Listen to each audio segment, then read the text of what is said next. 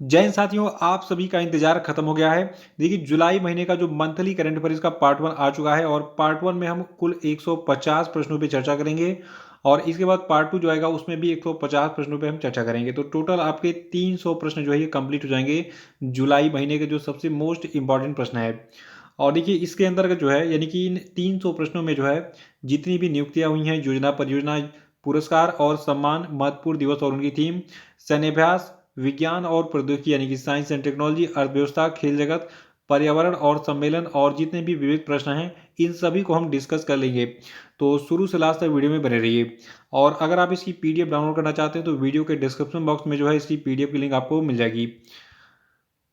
और देखिए, जो लोग नए हैं वो चैनल को सब्सक्राइब करके बेल आइकॉन पे जरूर प्रेस कर देंगे ताकि आने वाले सभी वीडियोस का नोटिफिकेशन आपको ऑटोमेटिक मिलता रहे, और वीडियो को लाइक और शेयर भी कर दीजिएगा।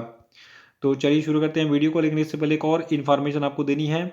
देखिए, जनवरी से लगाए जो आपका छठवां महीना है यानी कि जून का महीना है, तो जनवरी से लगाए जून तक का जो अर्धवार्षिकांक का पीडीएफ है, इसकी लिंक भी डिस्क्रिप्शन बॉक्स में दी गई है। वहाँ पे क्लिक कीजिए और 6 महीने का पीडीएफ केवल 55 रुपये में डाउनलोड कर लीजिए।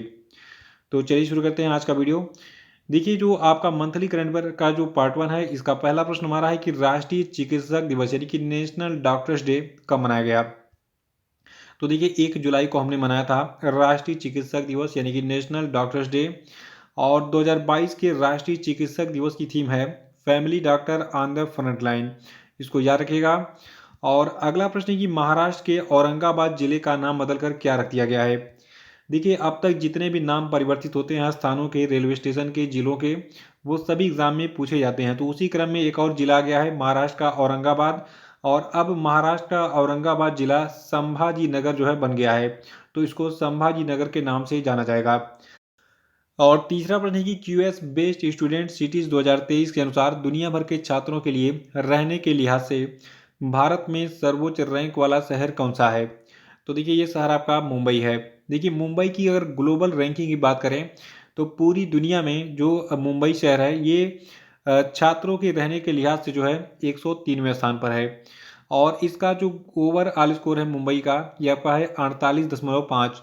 और उसके बाद फिर बेंगलुरु का नंबर आता है। बेंगलुरु जो है ये 114वें स्थान पर है।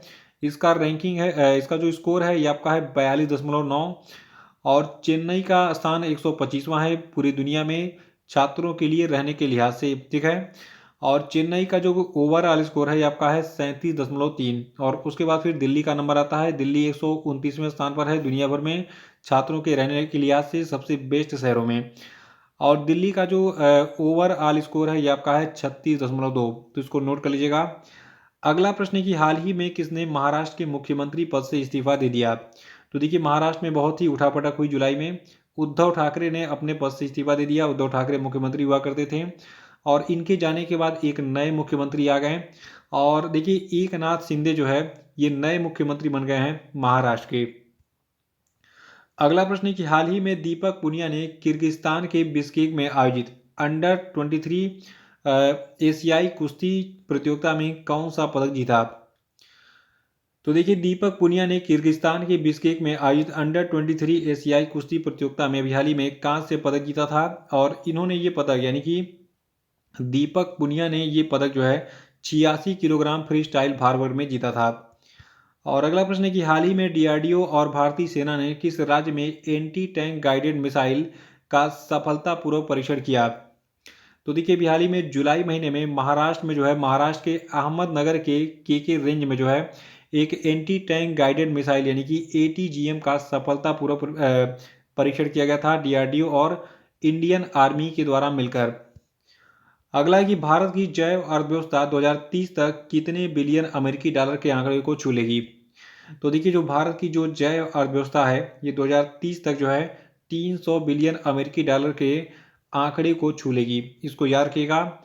अगला है कि नीरज चोपड़ा ने हाल ही में डायमंड लीग में शानदार प्रदर्शन करते हुए किस पदक पर कब्जा जमाया।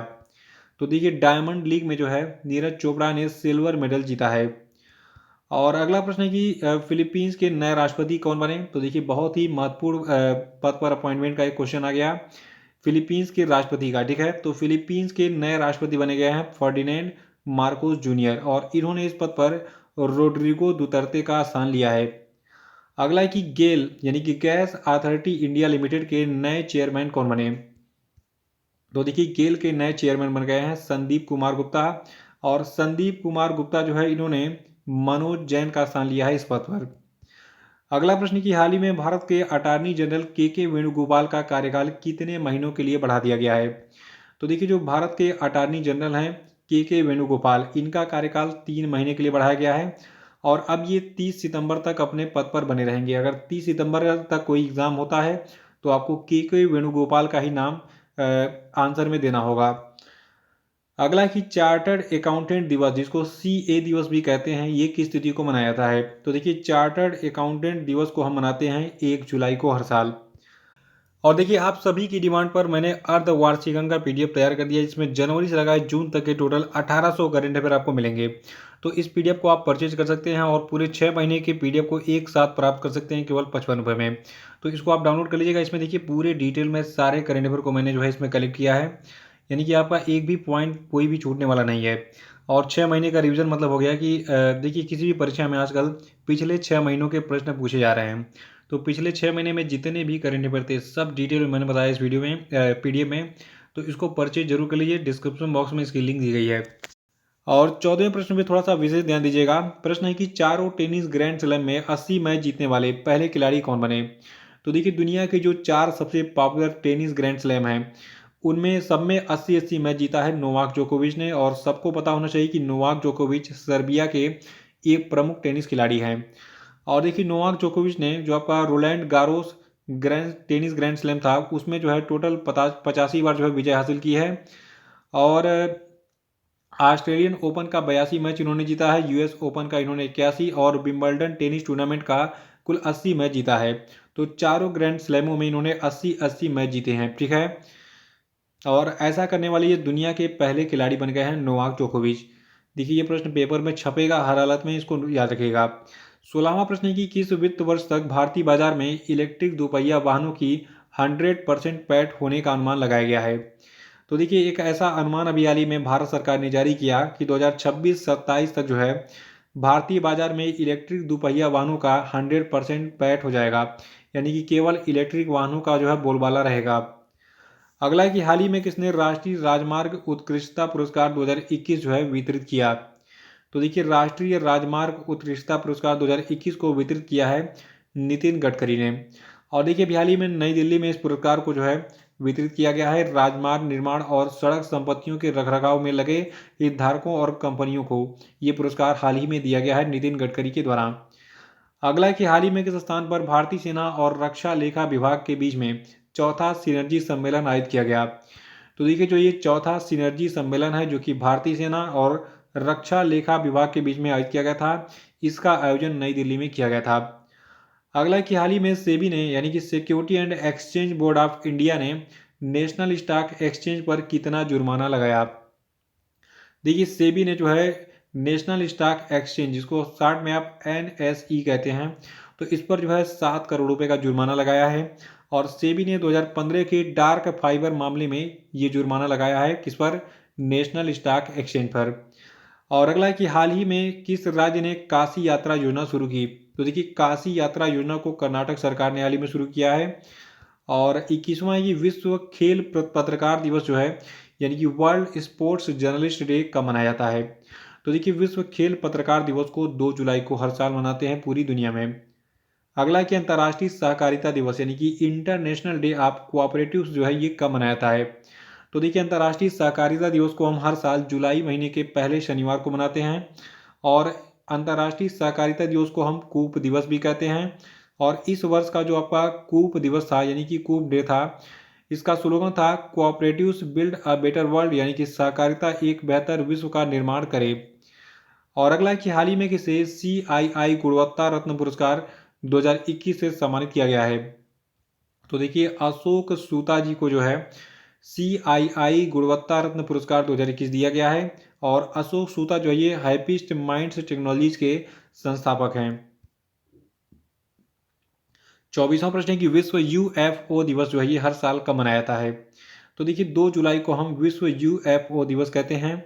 और UFO क्या होता है आपको मैंने बताया था डेली करंट अफेयर सेशन में, ठीक है। यूएफओ का मतलब हो गया अनआइडेंटिफाइड फ्लाइंग ऑब्जेक्ट, ठीक है, जिसको आप उड़न तस्तरी भी कहते हैं, जिसमें एलियंस वगैरह आते हैं धरती पर। अगला है कि हाल ही में पीएम मोदी ने किस स्थान पर बॉस इंडिया के स्मार्ट परिसर का उद्घाटन किया। तो देखिए पीएम मोदी ने जो है बेंगलुरु में जो आपकी कंपनी बॉस इंडिया है इसके स्मार्ट परिसर का उद्घाटन किया था। और अगला प्रश्न है कि घरेलू रेटिंग एजेंसी क्रिसिल ने फाइनेंशियल ईयर 2023 यानी कि वित्त वर्ष 2022-23 में भारत के लिए वास्तविक जीडीपी विकास अनुमान को घटाकर कितना कर दिया। तो देखिए जो जो आपकी क्रिसिल है, क्रिसिल ने जो है 2023 के वित्तीय वर्ष के लिए यानी कि वित्त वर्ष 2022-23 के लिए जो भारत का वास्तविक जीडीपी विकास का अनुमान है इसको जो है 7.8% पहले था, लेकिन इसको घटाकर 7.3% कर दिया है। अगला है कि मार्च 2022 में बैंकों की सकल गैर निष्पादित संपत्ति का अनुपात कितना है। तो देखिए मार्च 2022 का आंकड़ा मैं आपको दे रहा हूँ। मार्च 2022 में बैंकों की जो सकल गैर निष्पादित संपत्ति थी यानी कि ग्रॉस नॉन परफॉर्मिंग एसेट था, इसका अनुपात था 5.9%, इसको याद रखिएगा। और अगला प्रश्न है कि हाल ही में एयरटेल पेमेंट बैंक ने लास्ट माइल कैश कलेक्शन को डिजिटाइज करने के लिए किस बैंक के साथ साझेदारी की है। तो देखिए एयरटेल पेमेंट बैंक ने एक्सिस बैंक के साथ एक साझेदारी की, किस लिए, लास्ट माइल कैश कलेक्शन को डिजिटाइज करने के लिए। और अगला है कि हाल ही में किस स्थान पर जो है साल 2022 का नाटो मैड्रिड शिखर सम्मेलन आयोजित किया गया। तो देखिए मैड्रिड जो आपका है ये स्पेन में है, ठीक है, तो स्पेन के मैड्रिड में साल 2022 का नाटो मैड्रिड शिखर सम्मेलन जो है इसका आयोजन किया गया था। और ये आयोजन 28 से 30 जून 2022 तक हुआ था। और ये शिखर सम्मेलन इसका 32वां संस्करण था। और इस शिखर सम्मेलन की अध्यक्षता नाटो के जो महासचिव हैं जिनका नाम है जेंस स्टोल्टेनबर्ग, इन्होंने किया था। देखिए नाटो के बारे में जान लीजिए क्योंकि नाटो इस समय बहुत चर्चा में है यूक्रेन रशिया के युद्ध के कारण। देखिए नाटो जो है इसका गठन 4 अप्रैल 1949 को हुआ था। मुख्यालय इसका बेल्जियम के ब्रुसेल्स में है। और जो आपका नाटो है इसके कुल मेंबर्स हैं 30 और इसका अंतिम सदस्य जो बना था ये था उत्तरी मैसेडोनिया। तो नाटो में पहले 29 देश थे, लेकिन जब उत्तरी मैसेडोनिया इसमें ऐड हो गया तो टोटल 30 देश हो गए, टोटल 30 सदस्य हो गए नाटो के।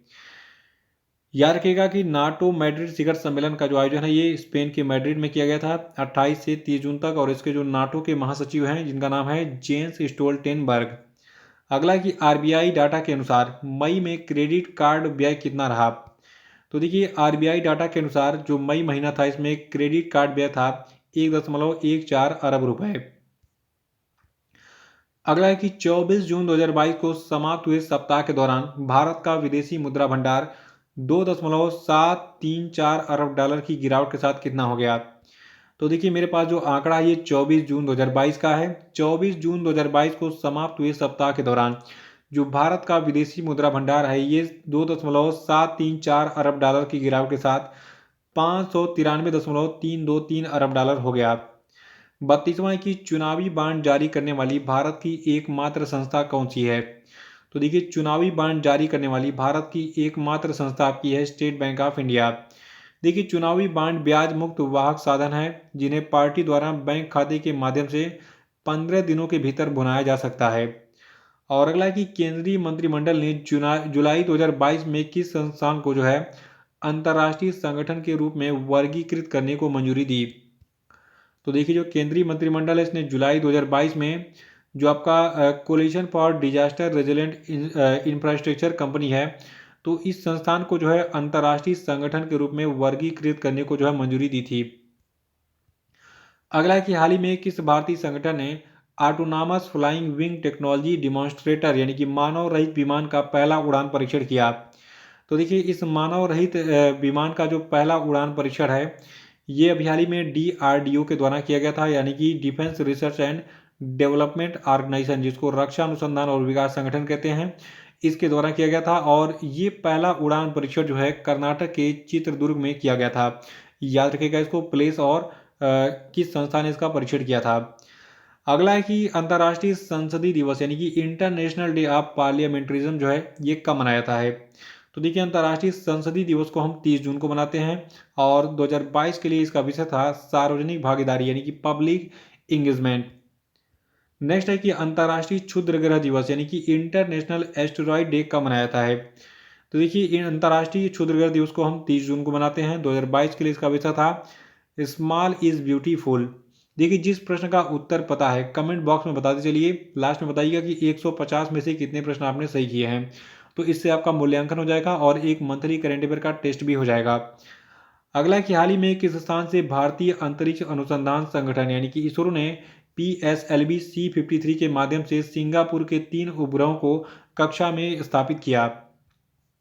तो देखिए जो आंध्र प्रदेश का श्रीहरिकोटा है वहां से जो है इसरो ने PSLV C53 के माध्यम से सिंगापुर के 3 उपग्रहों को कक्षा में प्रक्षेपित किया था और ये इसरो का 55वां PSLV मिशन था। और देखिए इस प्रक्षेपण यान से सिंगापुर के 3 उपग्रहों DSEO, NEUSAR और स्कूब 1 को जो है लॉन्च किया गया था। देखिए पिछली परीक्षाओं में क्या पूछा गया था, पिछली परीक्षाओं में ये पूछा गया था कि किस PSLV से कौन सा मिशन लॉन्च हुआ और जो आपका ये लॉन्चिंग था ये कहाँ से किया गया और किस देश के जो है कितने उपग्रहों को भेजा गया था। तो ये सारी चीज़ें इस पेज पे हैं, स्क्रीनशॉट लेके नोट कर लीजिए। अगला है कि हाल ही में रक्षा अनुसंधान और विकास संगठन ने किस स्थान से high speed expendable aerial target का सफलतापूर्वक परीक्षण किया। तो देखिए जो आपका high speed expendable aerial target यानी कि हीट है इसका सफलतापूर्वक परीक्षण उड़ीसा के चांदीपुर से किया गया था। 39वां प्रश्न की हाल ही में जारी UN habitat world city report 2022 के अनुसार किस देश में तीव्र शहरीकरण को कोविड-19 महामारी के कारण अस्थायी रूप से विलंबित किया गया था। तो देखिए ये देश अपना भारत था। और देखिए इस रिपोर्ट में ये भी बताया गया कि 2035 में भारत की शहरी आबादी 675 मिलियन तक पहुंचने का अनुमान भी है। अगला कि हाल ही में खबरों में रहा कैप स्टोन किस अंतरिक्ष एजेंसी के द्वारा लॉन्च किया गया। तो देखिए जो आपका कैप स्टोन है इसको नासा ने लॉन्च किया था। कैप स्टोन है क्या, देखिए अभी हाल ही में नासा ने 25 किलो वजन का एक उपग्रह जिसका नाम था कैप स्टोन इसको जो है लॉन्च किया था। कैप स्टोन का पूरा नाम है cislunar autonomous positioning system technology operations and navigation experiment. और देखिए इस उपग्रह को एक अद्वितीय और अंडाकार चंद्र कक्षा का परीक्षण करने के लिए डिजाइन किया गया है। अगला कि 2022 में आयोजित 11वें विश्व शहरी मंच का यानी कि वर्ल्ड अर्बन फोरम का आयोजन स्थल कौन सा है। तो देखिए पोलैंड में जो है जो आपका 11वां विश्व शहरी मंच है इसका आयोजन किया गया था और ये आयोजन 26 जून से 30 जून तक किया गया था और इसकी थीम थी transforming our cities for a better urban future. अगला है कि 2022 रेजिलेंट डेमोक्रेसीज स्टेटमेंट किस वैश्विक संघ से जुड़ा है। तो देखिए जो आपका 2022 रेजिलेंट डेमोक्रेसी स्टेटमेंट है ये आपका जुड़ा है G7 संघ से, ठीक है, यानी कि G7 समूह से। देखिए भारत सहित शक्तिशाली G7 समूह और उसके 5 सहयोगी देशों के नेताओं ने पुष्टि की है कि वे नागरिक समाज की स्वतंत्रता और विविधता की रक्षा करते हुए सार्वजनिक बहस और सूचनाओं के मुक्त प्रवाह को ऑनलाइन और ऑफलाइन खोलने के लिए प्रतिबद्ध हैं, इसको याद रखिएगा। नेक्स्ट है कि मिस इंडिया वर्ल्ड 2022 का खिताब किसने अपने नाम किया। देखिए बहुत इंपॉर्टेंट क्वेश्चन है, ये एग्जाम में पेपर में छपा मिलेगा। देखिए सिनी शेट्टी जो है ये मिस इंडिया वर्ल्ड 2022 चुनी गई हैं और सिनी शेट्टी रहने वाली हैं कर्नाटका की। तो कर्नाटका की सिनी शेट्टी ने मिस इंडिया का खूबसूरत ताज अपने नाम कर लिया है। देखिए आपको बता दूं ये विनर रही सिनी शेट्टी, लेकिन इसके बाद जो है रनअप होते हैं कई सारे। तो जो आपकी राजस्थान की रूबल शेखावत है ये फर्स्ट रनअप रही इसमें और उसके बाद उत्तर प्रदेश की जो आपकी सीनाता चौहान है इनको सेकंड रनअप जो है घोषित किया गया था मिस इंडिया वर्ल्ड 2022 कंपटीशन में। और देखिए जो आपकी सिनी शेट्टी है ये मिस वर्ल्ड के मंच पर भारत का प्रतिनिधित्व करेंगे अब, यानी कि जो आपका मिस वर्ल्ड का अब जो कंपटीशन होने वाला है, मिस इंडिया तो ये बनी गई हैं, मिस वर्ल्ड में भी जो है भारत का लीडरशिप करेंगी सिनी शेट्टी। अगला कि हाल ही में किसे फाइनेंशियल एक्शन टास्क फोर्स का नया अध्यक्ष बनाया गया। तो देखिए अभी हाल ही में टी राजा कुमार को फाइनेंशियल एक्शन टास्क फोर्स का नया अध्यक्ष बनाया गया है और जो आपके टी राजा कुमार हैं इन्होंने इस पद पर डॉक्टर मार्कस प्लियर का स्थान लिया है जो कि जर्मनी से बिलोंग करते हैं। अगला है कि हाल ही में कौन महाराष्ट्र के विधानसभा अध्यक्ष बने। तो देखिए महाराष्ट्र के विधानसभा अध्यक्ष बने हैं राहुल नार्वेकर और राहुल नार्वेकर ने नाना पटोले का स्थान लिया है। देखिए राहुल नार्वेकर के नाम सबसे युवा विधानसभा अध्यक्ष बनने का भी रिकॉर्ड बना है। अगला कि अंतर्राष्ट्रीय प्लास्टिक बैग मुक्त दिवस कब मनाया गया। तो देखिए अंतर्राष्ट्रीय प्लास्टिक बैग मुक्त दिवस मनाया गया है 3 जुलाई को। और देखिए 1 जुलाई से पूरे भारत में जो है प्लास्टिक को बैन भी किया गया है, सिंगल यूज प्लास्टिक को, याद रखिएगा इसको। अगला है कि भारत का सबसे बड़ा तैरता सौर ऊर्जा संयंत्र एनटीपीसी के द्वारा किस राज्य में पूरी तरीके से चालू किया गया है। तो देखिए भारत का सबसे बड़ा तैरता सौर ऊर्जा संयंत्र जो है ये एनटीपीसी के द्वारा तेलंगाना राज्य में पूरी तरीके से चालू किया गया हाल ही में। अगला है कि हाल ही में रक्षा अनुसंधान और विकास संगठन ने किस स्थान से high speed expendable aerial target यानी कि हीट का सफल परीक्षण किया। तो देखिए ओडिशा के चांदीपुर से बयाली में डीआरडीओ के द्वारा high speed expendable aerial target यानी कि हीट का सफल परीक्षण किया गया था। नेक्स्ट है कि हाल ही में किस राज्य सरकार ने राज्य की महिलाओं के लिए नारी को नमन योजना शुरू की, बताइए कमेंट बॉक्स में। देखिए नारी को नमन योजना शुरू किया है हिमाचल प्रदेश की सरकार ने। 50वां कि हाल ही में भारत और किस देश के बीच में बैक चैनल वार्ता का नेतृत्व करने वाले पूर्व राजनयिक सतिंदर लांबा का 81 साल की उम्र में निधन हो गया। तो देखिए जो आपके सतिंदर लांबा है ये पाकिस्तान से बिलोंग करते थे। पाकिस्तान के ये बहुत ही फेमस एक तरीके से कहा जाए। और अगला प्रश्न है कि इसराइल के 14वें प्रधानमंत्री कौन बने। देखिए हाल ही में इसराइल के 14वें प्रधानमंत्री के रूप में यार लैपिड ने शपथ ली है और इन्होंने इस पद पर नाप्ताली बेनेट का स्थान लिया है। याद रखिएगा इसराइल के नए प्रधानमंत्री बन गए हैं यार लैपिड। और अगला है कि क्वाकवा रेली साइमंड्स के द्वारा जारी QS based student cities ranking 2023 के अनुसार कौन सा शहर छात्रों के लिए सबसे अच्छा शहर है। तो देखिए जो आपका लंदन है यूनाइटेड किंगडम का, ये जो है QS best student cities ranking 2023 के अनुसार छात्रों के रहने के लिए जो है सबसे बेस्ट शहर है दुनिया का। और देखिए बेस्ट स्टूडेंट सिटीज रैंकिंग 2023 पर जो है आधारित शहर है, इसमें पहला रैंक मिला है यूनाइटेड किंगडम के लंदन को और दूसरा रैंक मिला है जर्मनी के म्यूनिक को। तीसरे स्थान पर आपका दक्षिण कोरिया का सियोल है। चौथे स्थान पर आपका जो है स्विट्जरलैंड का ज्यूरिक है। पांचवें स्थान पर आपका ऑस्ट्रेलिया का मेलबर्न है। और इस सूची में यूनाइटेड अरब अमीरात का दुबई 51वें स्थान पर है। भारत का मुंबई 103वें रैंक पर है। भारत का बेंगलुरु शहर 114वें स्थान पर है। भारत का चेन्नई शहर 125वें स्थान पर है। और भारत का जो नई दिल्ली शहर है ये 129वें स्थान पर है, याद रखिएगा।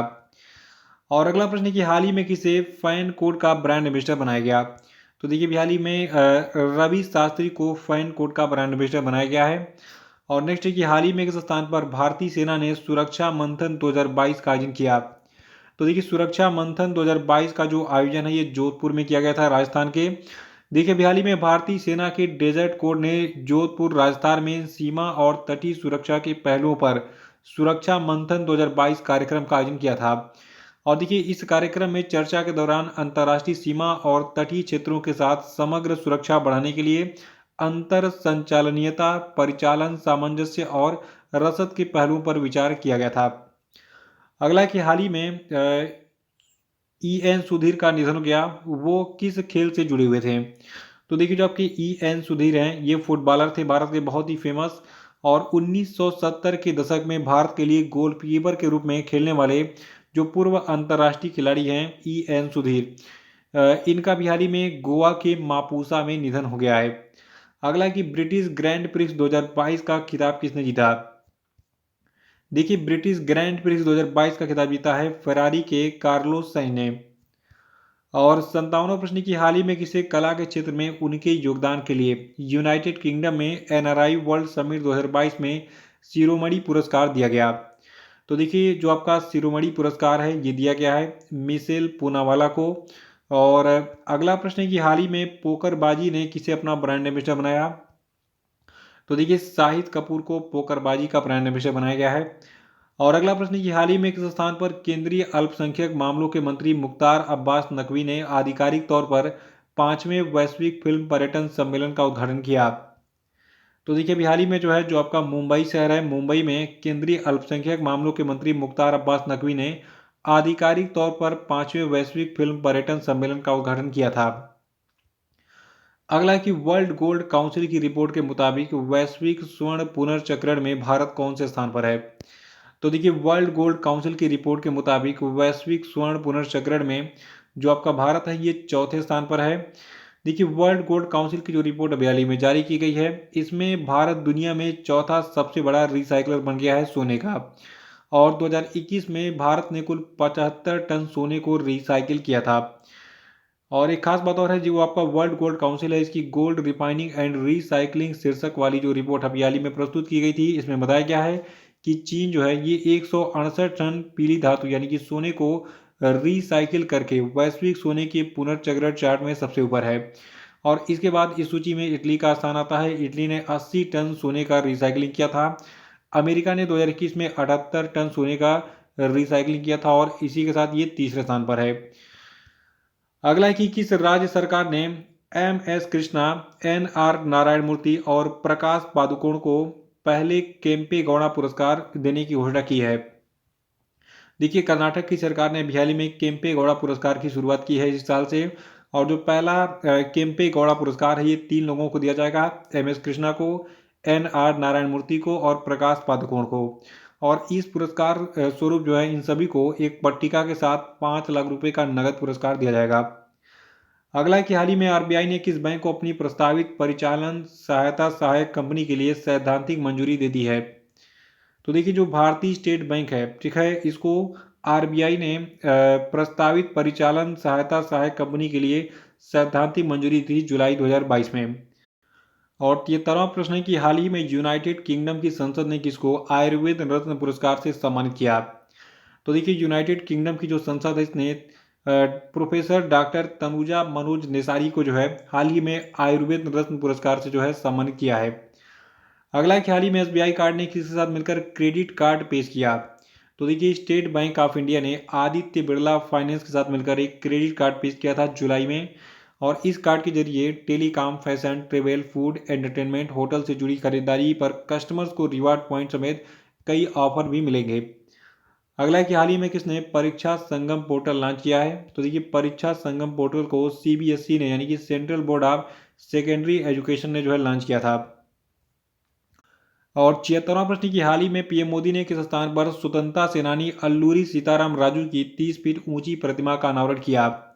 तो देखिए इस प्रतिमा का अनावरण जो है भीमावरम में किया गया है। भीमावरम जो है आपका आंध्र प्रदेश के पूर्वी गोदावरी जिले में स्थित एक छोटा सा प्लेस है। और जहाँ यहाँ पर जो है 30 फीट कांसे की यानी कि कांसे मूर्ति जो है लगाई गई है। एक खास बात और है, अल्लूरी सीताराम राजू की इस साल 125वीं जयंती थी और इसी अवसर पर ये कांस्य प्रतिमा लगाई गई है 30 फीट ऊंची। कहाँ पर? भीमावरम में।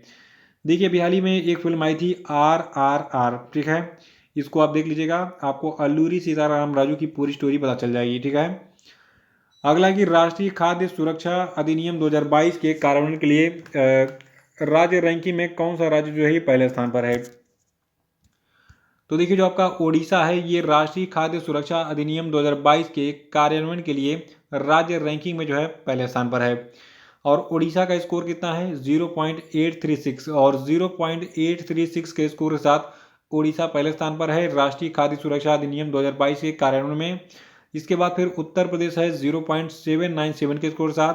और 0.794 के स्कोर के साथ आंध्र प्रदेश जो है ये तीसरे स्थान पर है। और 78वां प्रश्न की भारत के विदेश मंत्री एस जयशंकर जो है ये किस देश में आयोजित होने वाले G20 विदेश मंत्रियों की बैठक में भाग लेंगे। तो देखिए जो आपके एस जयशंकर हैं, ये जो है इंडोनेशिया में आयोजित होने वाले G20 विदेश मंत्रियों की बैठक में भाग लेंगे, क्योंकि ये भारत के विदेश मंत्री हैं। देखिए विदेश मंत्रालय के अनुसार भारत 1 दिसंबर 2022 को G20 की अध्यक्षता भी ग्रहण करेगा और 2023 में उद्घाटन G20 नेताओं के शिखर सम्मेलन की मेजबानी भी करेगा। अगला कि हाल ही में किसने डिजिटल इंडिया सप्ताह 2022 का उद्घाटन किया। तो देखिए प्रधानमंत्री मोदी ने जो है डिजिटल इंडिया सप्ताह 2022 का उद्घाटन किया था। और ये डिजिटल इंडिया सप्ताह 2022 का जो डेट था ये था 4 जुलाई से 9 जुलाई 2022। इस कार्यक्रम का उद्घाटन गुजरात के गांधीनगर में पीएम मोदी ने किया था। अगला कि भारतीय मूल के ब्रिटिश नेता ऋषि सुनक ने 5 जुलाई 2022 को किस पद से इस्तीफा दे दिया था। तो देखिए जो ऋषि सुनक है ये वित्त मंत्री थे ब्रिटेन के, और इन्होंने 5 जुलाई को अपने पद से इस्तीफा दे दिया था और ये अब जो है ब्रिटेन के नए प्रधानमंत्री भी बनने वाले हैं। अगला कि हाल ही में बंगाली फिल्मों के किस निर्देशक का 92 साल की उम्र में कोलकाता में निधन हो गया। तो देखिए तरुण मजूमदार का हाल ही में निधन हो गया है। ये एक बंगाली फिल्म निर्देशक थे। नेक्स्ट है कि किस सुरक्षा बल ने हाल ही में ऑपरेशन नारकोस के तहत 7.40 करोड़ रुपए के नशीले पदार्थों के उत्पादों को बरामद किया है। तो देखिए जो रेलवे सुरक्षा बल है इसने जुलाई महीने में ऑपरेशन नारकोस के तहत 7.40 करोड़ रुपए के नशीले पदार्थों के उत्पादों को बरामद किया था। अगला कि mind master winning lessons from a champions life किसके जीवन पर आधारित पुस्तक है। तो देखिए mind master winning lessons from a champions life जो है ये विश्वनाथन आनंद के जीवन पे आधारित एक पुस्तक है। देखिए विश्वनाथन आनंद कौन है, ये एक चेस के खिलाड़ी हैं, ग्रैंड मास्टर हैं और इस पुस्तक को हैचेट इंडिया ने प्रकाशित किया है और इसको विश्वनाथन आनंद ने जो है एक लेखक पत्रकार हैं जिनका नाम है सुसान निनन, इनके साथ मिलकर लिखा है। अगला कि हाल ही में अल्फिया पठान और गीतिका ने कजाकिस्तान के नूर सुल्तान में आयोजित एलोर्डा कप में मुक्केबाजी में कौन सा पदक जीता। तो देखिए अल्फिया पठान और गीतिका ने कजाकिस्तान के नूर सुल्तान में आयोजित एलोर्डा कप में मुक्केबाजी यानी कि बॉक्सिंग में जो है अभी में दोनों ने स्वर्ण पदक जीता था। 85वां प्रश्न की हाल ही में किस देश ने वर्वा माइट नाम की एक संभावित विनाशकारी परजीवी प्लेग को रोकने के प्रयास में पिछले 2 हफ्तों में लाखों मधुमक्खियों को मार डाला। तो देखिए ये देश आपका ऑस्ट्रेलिया है जहां पर लाखों मधुमक्खियों को मार डाला गया वर्वा माइट नाम की एक संभावित विनाशकारी परजीवी प्लेग को रोकने के प्रयास में। नेक्स्ट है कि हाल ही में किस देश ने भीषण सूखे को देखते हुए पो नदी के आसपास के 5 उत्तरी क्षेत्रों में आपातकाल लगाने की घोषणा कर दी। तो देखिए अभी हाल ही में जो है जो आपका इटली है, इटली के पो नदी के आसपास के 5 उत्तरी क्षेत्रों में आपातकाल की घोषणा की है। 87वां प्रश्न की हाल ही में किस केंद्रीय मंत्री ने डिजिटल माध्यम से श्रीनगर में स्वामी रामानुजाचार्य की प्रतिमा स्टैचू ऑफ पीस का अनावरण किया। तो देखिए स्टैचू ऑफ पीस का अनावरण जो है भारत के गृह मंत्री अमित शाह ने किया था। कहाँ पर, श्रीनगर में, ठीक है। और स्टैचू ऑफ पीस किसकी मूर्ति है, रामानुजाचार्य की मूर्ति है। अगला कि हाल ही में मुख्तार अब्बास नकवी ने किस मंत्री पद से इस्तीफा दे दिया। तो देखिए मुख्तार अब्बास नकवी केंद्रीय अल्पसंख्यक कार्य मंत्री थे और इनको मतलब इन्होंने अपने पद से इस्तीफा हाल ही में दे दिया था और देखिए ये राज्यसभा से सांसद हैं वर्तमान में। अगला कि हाल ही में किसे अल्पसंख्यक मंत्रालय का अतिरिक्त प्रभार दिया गया। तो देखिए स्मृति ईरानी इस समय अल्पसंख्यक मामलों की अतिरिक्त प्रभार को संभाल रही हैं। देखिए 2 केंद्रीय मंत्रियों मुख्तार अब्बास नकवी और रामचंद्र प्रसाद सिंह के तत्काल प्रभाव से केंद्रीय मंत्रिपरिषद से इस्तीफे के बाद जो केंद्रीय मंत्री स्मृति ईरानी हैं इनको अल्पसंख्यक मामलों का मंत्रालय दिया गया और ज्योतिरादित्य सिंधिया को जो है इस्पात मंत्रालय का अतिरिक्त कार्यभार दिया गया है क्योंकि रामचंद्र प्रसाद सिंह जो है ये इस्पात मंत्रालय संभाल रहे थे। अगला कि हाल ही में किस मंत्रालय द्वारा हरियाली महोत्सव आयोजित किया गया। तो देखिए हरियाली महोत्सव का जो आयोजन है ये पर्यावरण मंत्रालय के द्वारा किया गया था। देखिए पर्यावरण, वन और जलवायु परिवर्तन मंत्रालय ने 8 जुलाई 2022 को ताल कटोरा स्टेडियम नई दिल्ली में आज़ादी का अमृत महोत्सव की भावना से हरियाली महोत्सव का आयोजन किया था। अगला प्रश्न है कि हाल ही में पेट्रोलियम निर्यातक देशों के संगठन ओपेक के महासचिव मोहम्मद सानुसी बरकिंडो का निधन हो गया। ये किस देश के निवासी थे। तो देखिए मोहम्मद सानुसी बरकिंडो जो है ये नाइजीरिया के निवासी थे। नेक्स्ट है कि हाल ही में किसने doctor Rajendra Prasad memorial award की शुरुआत की घोषणा की है। तो देखिए डॉक्टर जितेंद्र सिंह जो कि केंद्रीय मंत्री हैं इन्होंने अभी हाल ही में घोषणा की कि अब जो है हर साल doctor Rajendra Prasad memorial award दिया जाएगा। और अगला प्रश्न है कि केंद्रीय मत्स्य पालन, पशुपालन और डेयरी मंत्री पुरुषोत्तम रूपाला ने किस स्थान पर प्रथम भारत पशु स्वास्थ्य शिखर सम्मेलन 2022 का उद्घाटन किया। तो देखिए केंद्रीय मत्स्य पालन, पशुपालन और डेयरी मंत्री जो पुरुषोत्तम रूपाला हैं इन्होंने नई दिल्ली में जो है प्रथम भारत पशु स्वास्थ्य शिखर सम्मेलन 2022 का उद्घाटन किया था। अगला प्रश्न है कि जुलाई 2022 में कितने व्यक्तियों को राज्यसभा के लिए मनोनीत किया गया। तो देखिए टोटल 4 लोगों को राज्यसभा के लिए मनोनीत किया गया था, चुना नहीं गया था, मनोनीत किया गया था राष्ट्रपति के द्वारा। और ये 4 लोग कौन हैं। पहले का नाम है पीटी उषा, ये एक स्पोर्ट आइकन है। दूसरे का नाम है इलैया राजा, ये संगीत के क्षेत्र से जुड़े हुए हैं। और तीसरे का नाम है वीरेंद्र हेगड़े, ये आध्यात्मिक नेता हैं। और चौथे का नाम है विजेंद्र प्रसाद, ये पटकथा लेखक हैं। तो इनका पूरा नाम है के बी विजेंद्र प्रसाद। पीटी उषा, इलैयाराजा, वीरेंद्र हेगड़े और के बी विजेंद्र प्रसाद, इन चारों को राज्यसभा के लिए जो है जुलाई 2022 में मनोनीत किया गया था, याद रखिएगा।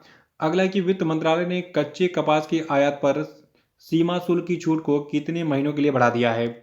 तो देखिए, केंद्रीय वित्त मंत्रालय ने जो है 1 महीने के लिए कच्चे कपास की आयात पर सीमा शुल्क की छूट को जो है बढ़ा दिया है। अगला है कि किस देश ने तमिलनाडु में कूडनकुलम परमाणु ऊर्जा संयंत्र के लिए तकनीकी की आपूर्ति के लिए समझौते पर हस्ताक्षर किए? तो देखिए, अभी हाल ही में रूस ने जो है तमिलनाडु में कुलम परमाणु ऊर्जा संयंत्र के लिए तकनीकी की आपूर्ति के लिए समझौते पर हस्ताक्षर किया था। और इस समझौते के तुरंत बाद ही रूस ने तमिलनाडु में जो कुडनकुलम परमाणु ऊर्जा संयंत्र है, इसके 6वें रिएक्टर का निर्माण शुरू कर दिया। अगला है कि विश्व किस्वाहिली भाषा दिवस जो है ये कब मनाया जाता है? तो देखिए, विश्व किस्वाहिली भाषा दिवस को हम 7 जुलाई को मनाते हैं। अगला है कि हाल ही में जापान की किस पूर्व प्रधानमंत्री का नारा शहर में भाषण देने के दौरान गोली मारकर जो है हत्या कर दिया गया? तो देखिए, जो आपके शिंजो आबे जो कि जापान के पूर्व प्रधानमंत्री थे, इनका जापान के नारा शहर में जो है गोली मारकर हत्या कर दिया गया था जुलाई महीने में। अगला है कि हाल ही में किसने ब्रिटेन के प्रधानमंत्री पद से इस्तीफा दे दिया? तो देखिए, बोरिस जॉनसन ने ब्रिटेन के पीएम पद से इस्तीफा दे दिया था जुलाई महीने में। अगला है कि हाल ही में किसे भारतीय उद्योग परिसंघ का उपाध्यक्ष चुना गया है? तो देखिए, भारतीय उद्योग परिसंघ के नए उपाध्यक्ष बनाए गए हैं संजीव पुरी। अगला कि हाल ही में पीएम मोदी ने किस शहर में 1774 करोड़ रुपए की विभिन्न परियोजनाओं का शिलान्यास और लोकार्पण किया? तो देखिए, जुलाई महीने में बनारस यानी कि वाराणसी में कुल 1774 करोड़ रुपए की विभिन्न परियोजनाओं का शिलान्यास और लोकार्पण किया था पीएम मोदी ने।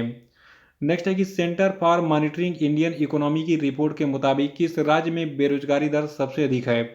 तो देखिए, हरियाणा में सबसे अधिक बेरोजगारी दर है। देखिए, जो अभी हाल ही में centre for monitoring Indian economy की रिपोर्ट जारी की गई है, इसमें बताया गया है कि हरियाणा में सबसे अधिक बेरोजगारी दर है और यहाँ पे बेरोजगारी की दर है 34.5%। इसके बाद फिर राजस्थान में 28.8% बेरोजगारी दर है। फिर तीसरे नंबर पर बिहार है, यहाँ पर बेरोजगारी दर है 21.1%। चौथे नंबर पर जम्मू कश्मीर है, यहाँ पर बेरोजगारी दर है 15.6%। अगला कि एसबीआई जनरल इंश्योरेंस के नए प्रबंध निदेशक और सीईओ कौन बने? तो देखिए, एसबीआई जनरल इंश्योरेंस के नए प्रबंध निदेशक और सीईओ बने हैं पारितोष त्रिपाठी।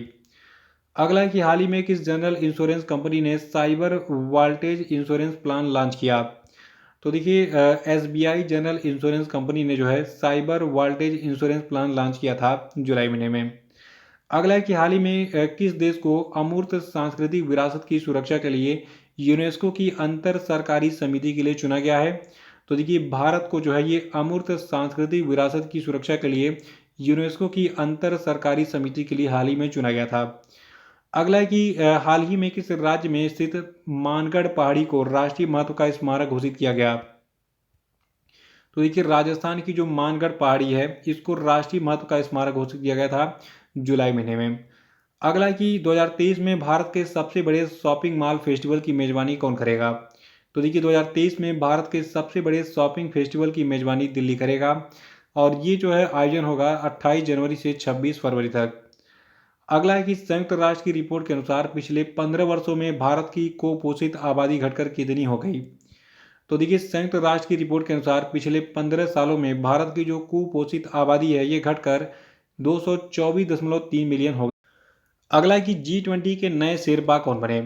तो देखिए, अमिताभ कांत को बनाया गया है G20 का नया शेरपा। इससे पहले पीयूष गोयल जो है ये G20 के शेरपा थे, लेकिन उनको हटाकर फिर अमिताभ कांत को G20 का नया शेरपा बना दिया गया। अगला कि हाल ही में किस स्वतंत्रता सेनानी गांधीवादी नेता का निधन हो गया?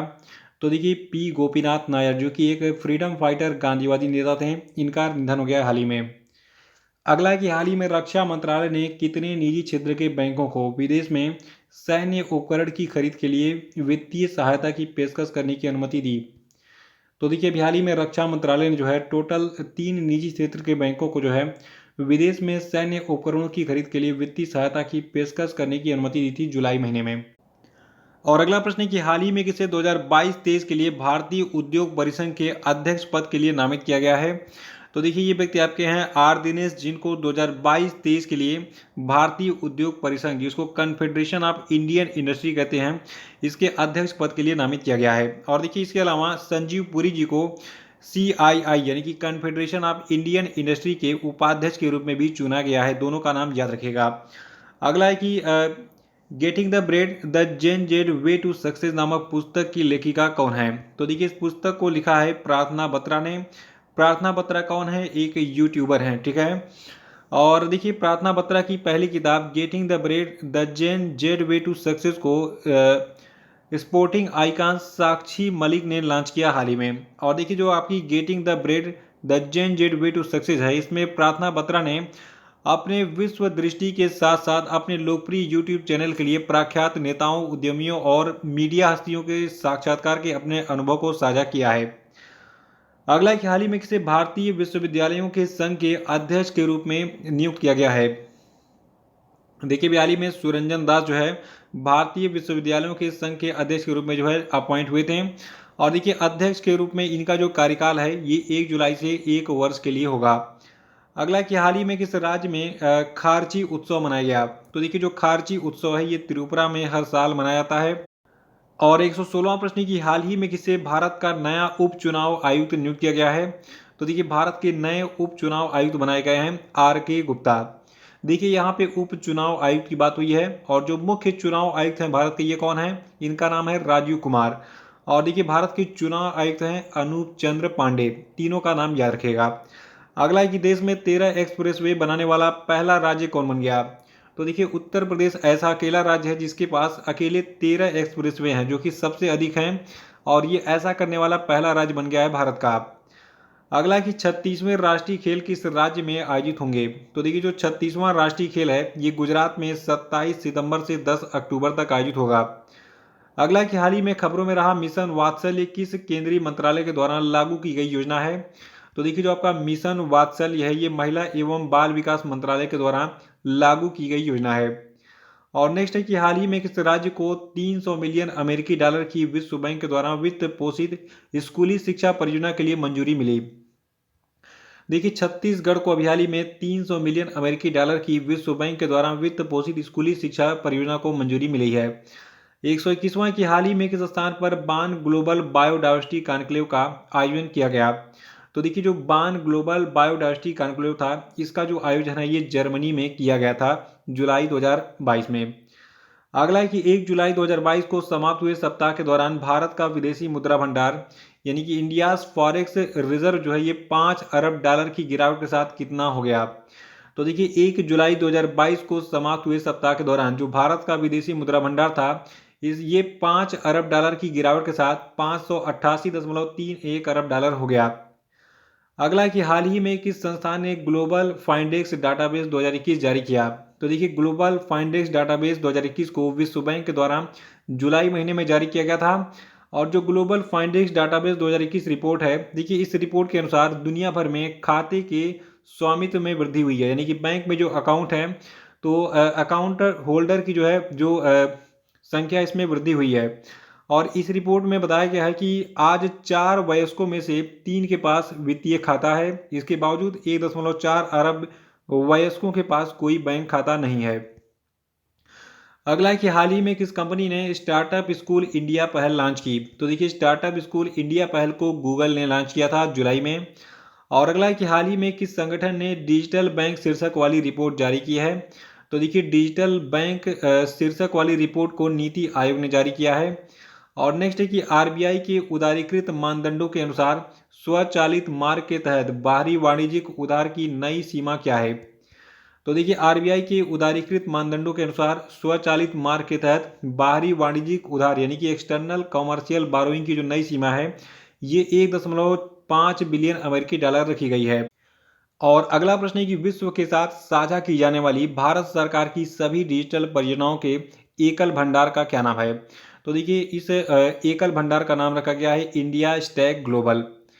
अगला है कि हाल ही में किस राज्य में नैरोबी मक्खियों के संपर्क में आने के बाद 100 छात्रों में त्वचा संक्रमण की सूचना मिली है?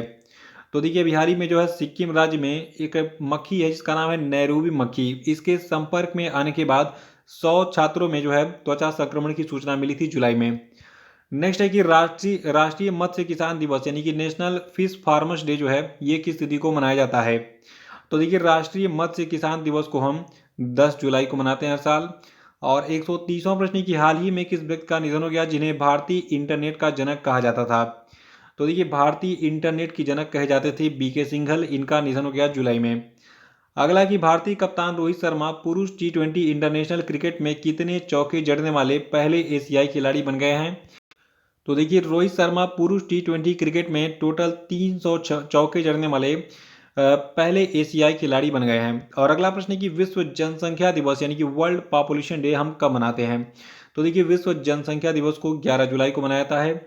और देखिए विश्व जनसंख्या दिवस 2022 की थीम है 8 बिलियन की दुनिया, सभी के लिए एक लचीला भविष्य की ओर, अवसरों का दोहन और सभी के लिए अधिकार और विकल्प सुनिश्चित करना। अगला कि हाल ही में भारत ने भीषण आर्थिक संकट से जूझ रहे किस देश को ऋण सुविधा के तहत 44,000 टन से अधिक यूरिया मुहैया कराया। तो देखिए भारत ने अभी हाल ही में श्रीलंका को जो है 44,000 टन से अधिक यूरिया मुहैया कराया है ऋण सुविधा के तहत। नेक्स्ट है कि हाल ही में नेपाल ने पहली बार किस देश को सीमेंट का निर्यात शुरू किया। तो देखिए अभी हाल ही में नेपाल ने भारत को पहली बार सीमेंट का निर्यात शुरू किया है। अगला है कि किस देश के प्रधानमंत्री रानिल विक्रमसिंघे ने हाल ही में अपने इस्तीफे का ऐलान कर दिया। तो देखिए रानिल विक्रमसिंघे ने अभी हाल ही में श्रीलंका के प्रधानमंत्री के पद से इस्तीफा दे दिया था। नेक्स्ट है कि सुप्रीम कोर्ट ने हाल ही में किस भगोड़े कारोबारी को कोर्ट से जानकारी छिपाने से जुड़े 2017 के अवमानना मामले में 4 महीने की जेल की सजा सुनाई है। तो देखिए विजय माल्या को जो है 4 महीने की जेल की सजा सुनाई गई है, साथ में इस पर 2,000 रुपये का जुर्माना लगाया गया है। किस कारण 2017 के एक अवमानना मामले में जो है सुनवाई के बाद जो है ये सजा सुनाई गई इसको, ठीक है। अगला है कि ऑस्ट्रियन ग्रैंड प्रिक्स 2022 किसने जीता। तो देखिए ऑस्ट्रियन ग्रैंड प्रिक्स 2022 का खिताब चार्ल्स लेक्लर ने जीता है, जो कि फरारी के ड्राइवर हैं। और चार्ल्स लेक्लर की ये फार्मूला 1 में इनकी पहली जीत है, इसको भी याद रखिएगा। अगला कि हाल ही में किस स्थान पर माई होम इंडिया द्वारा युवा सम्मेलन आयोजित किया गया था। तो देखिए माई होम इंडिया के द्वारा नई दिल्ली में युवा सम्मेलन का आयोजन किया गया था। 139वां कि हाल ही में रिजर्व बैंक ने किस बैंक पर जुर्माना लगाया। तो देखिए आरबीआई ने बैंक ऑफ इंडिया और फेडरल बैंक इन दोनों पर जुर्माना लगाया था जुलाई महीने में। नेक्स्ट है कि हाल ही में नोकिया ने जो है नेटवर्क रोबोटिक्स में नोकिया सेंटर ऑफ एक्सीलेंस स्थापित करने के लिए किस शिक्षण संस्थान के साथ हाल ही में साझेदारी की है। तो देखिए नोकिया कंपनी ने ये साझेदारी भारतीय विज्ञान संस्थान यानी कि आईआईएससी बेंगलुरु के साथ किया है। अगला है कि गोवा शिपयार्ड लिमिटेड के नए प्रमुख कौन बने। तो देखिए गोवा शिपयार्ड लिमिटेड के नए चीफ बनाए गए हैं ब्रजेश कुमार उपाध्याय। और नेक्स्ट है कि हाल ही में किसने national high speed rail corporation limited के मैनेजिंग डायरेक्टर के रूप में कार्यभार संभाला। तो देखिए अभी हाल ही में राजेंद्र प्रसाद ने जो है national high speed rail corporation limited के मैनेजिंग डायरेक्टर के रूप में जो अपना कार्यभार संभाला था जुलाई में। और अगला प्रश्न है कि हाल ही में किसे international fund for agricultural development की गवर्निंग काउंसिल का नया अध्यक्ष नियुक्त किया गया है। तो देखिए जो आपकी अल्वारो लारियो हैं, इनको जो है international fund for agricultural development की गवर्निंग काउंसिल का नया अध्यक्ष बनाया गया था। और आपको बता दूं जो आपके अल्वारो लारियो हैं ये स्पेन के निवासी हैं और 1 अक्टूबर 2022 को ये अपना पदभार ग्रहण करेंगे। 4 सालों तक जो है ये इस पद पर बने रहेंगे। अगला है कि विश्व मलाला दिवस जो है ये कब मनाया जाता है। तो देखिए विश्व मलाला दिवस को हम 12 जुलाई को मनाते हैं। मलाला जो है इनका नाम है मलाला यूसुफजई, इनका पूरा नाम है। ये पाकिस्तान की सामाजिक कार्यकर्ता हैं। अगला कि हाल ही में किस देश के पूर्व राष्ट्रपति जोस एडुआर्डो डास सैंटोस का निधन हो गया। तो देखिए जो आपके जोस एडुआर्डो डास सैंटोस हैं ये आपके अंगोला के पूर्व राष्ट्रपति थे, निधन हो गया इनका हाल ही में। 146वां की मिसेज यूनिवर्स डिवाइन का ताज किसने जीता। तो देखिए मिसेज यूनिवर्स डिवाइन का ताज पल्लवी सिंह ने जीता है।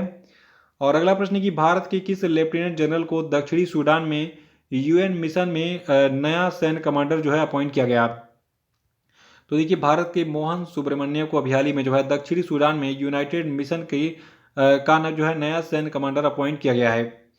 अगला कि हाल ही में किस राज्य सरकार ने मिशन कुशल कर्मी योजना शुरू की है। तो देखिए मिशन कुशल कर्मी योजना को शुरू किया गया है दिल्ली की सरकार ने। और अगला है कि संयुक्त राष्ट्र के अनुसार कौन सा देश 2023 में चीन को पीछे छोड़कर दुनिया का सबसे अधिक जनसंख्या वाला देश बन जाएगा।